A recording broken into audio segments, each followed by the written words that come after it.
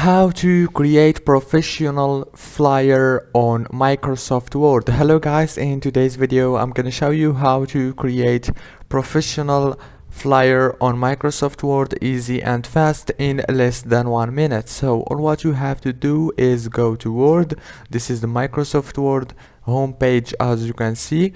Now all what you have to do, go here to flyers, click on flyers and wait a few seconds, and as you can see here is many flyers templates here.